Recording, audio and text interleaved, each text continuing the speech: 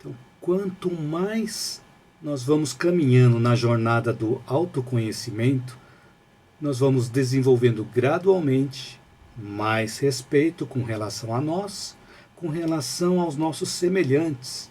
E também vamos conquistando mais respeito com relação aos reinos animal, vegetal e mineral, valorizando cada vez mais a vida. E assim a ecologia é beneficiada, a natureza da qual nós fazemos parte é beneficiada. E ainda, pela lei de causa e efeito, nós vamos receber o reflexo desse benefício também. E além disso, como uma consequência maior, nós vamos aumentando o nosso respeito com relação a Deus e também com relação ao universo. Então, saindo do mundo ilusório, nós deixamos de ser maledicentes, deixamos de projetar nas outras pessoas as nossas deficiências. Então, em várias situações, eu costumava encontrar um defeito em algo ou em alguém. E na realidade eu estava projetando no mundo à minha volta, nas coisas e também nas pessoas, as minhas próprias imperfeições. E no decorrer das minhas experiências, eu vim percebendo essas escorregadas e procurando corrigir para não errar de novo. E aí eu escorregava de novo. E aí eu tentava corrigir de novo, escorregava de novo. E vi que o importante era eu me esforçar para não escorregar tanto. Só que para isso eu tive que identificar de forma mais profunda que eu estava errando e principalmente que eu precisava identificar o gatilho mental que me levava a errar. Então o gatilho mental é algo que ocorre como, por exemplo, quando nós ouvimos uma palavra, quando ouvimos alguma frase, algum tom de voz, um som, um cheiro, ou senão alguma pessoa, a presença de uma pessoa, alguma situação que dispara um pensamento, um sentimento, uma emoção, uma ação em nós. Então, o gatilho mental é aquele sinal que provoca em nós alguma coisa, seja pensamento, sentimento, emoção ou mesmo uma ação.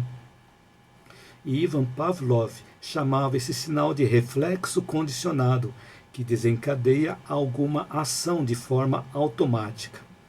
Isso é, de tanto nós repetirmos ações iguais ou ações parecidas, após um determinado sinal, nós acabamos condicionando o nosso cérebro a tomar determinada ação, sempre que esse sinal acontece.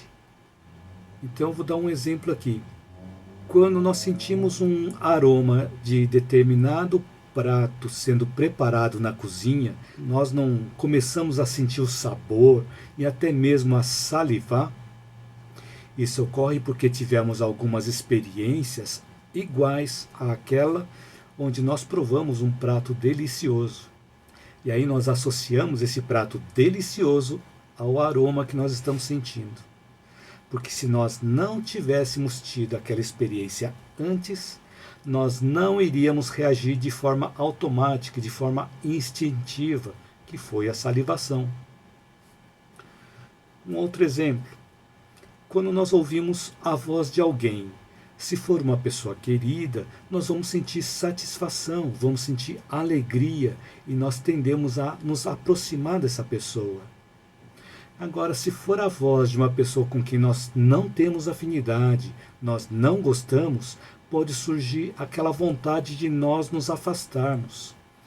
Tanto em um caso quanto no outro, ocorre porque nós tivemos experiências anteriores que provocaram tais reações. Então, depois de passar algum tempo, aquelas reações passam a ser tão automáticas que nós nem percebemos.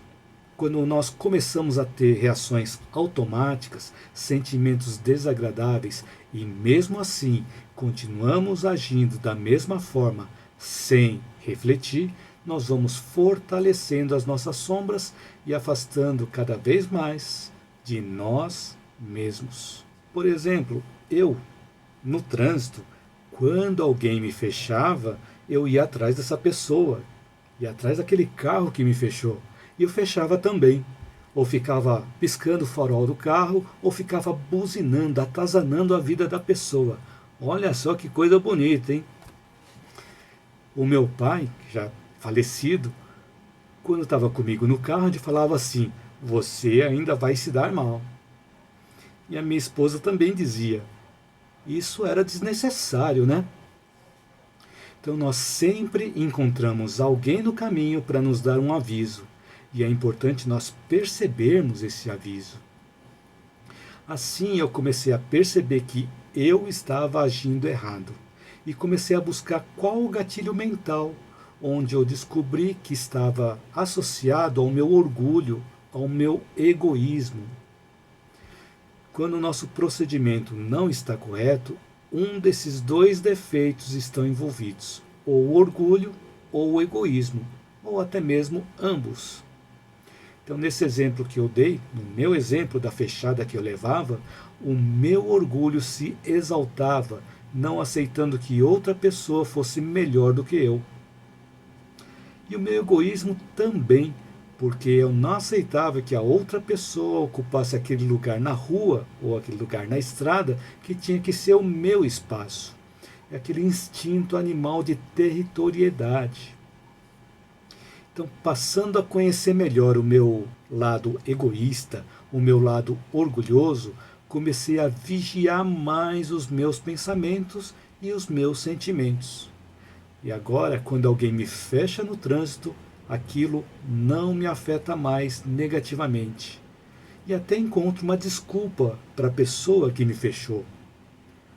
Aí fico pensando assim: ou a pessoa está com pressa, ou a pessoa está atrasada, ou está irritada com alguém, ou a pessoa está em alguma emergência.